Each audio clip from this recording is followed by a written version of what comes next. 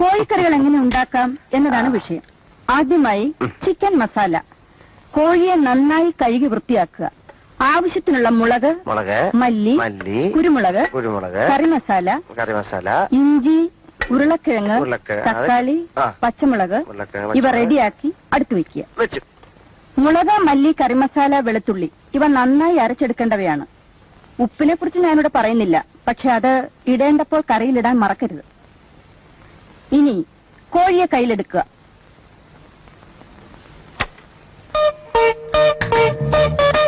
ഇനി മെല്ലെ ശ്വാസം അകത്തേക്ക് വലിക്കുക. കൈകൾ ഇരുവശത്തേക്കും അകത്തുക. ശ്വാസം മെല്ലെ വിട്ടുകൊണ്ട് പൂർവ്വസ്ഥിതിയിലേക്ക് വരിക. എന്നിട്ട് കാലുകൾ ഇരുവശത്തേക്കും അകത്തുക. കഴുത്ത് മുകളിലേക്കും വീണ്ടും താഴേക്കും കൊണ്ടുവരിക. വീണ്ടും പൂർവ്വസ്ഥിതിയിലേക്ക് വരിക. കാലുകൾ രണ്ടും തറയിൽ ഉറപ്പിച്ച് നിവർന്നു നിൽക്കുക. കൈകൾ മുന്നിലേക്കും പിന്നിലേക്കും കറക്കുക. അതുപോലെ തലയും കഴുത്ത് ലൂസാക്കി കറക്കുക.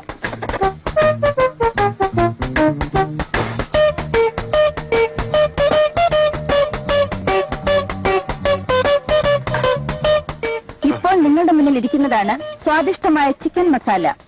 ഇനി വൃത്തിയായ പാത്രത്തിൽ സാലഡുകളോടൊപ്പം വിളമ്പിയാൽ മാത്രം മതി. ഇന്നത്തെ പാചകലോകം ഇതോടെ അവസാനിക്കുന്നു.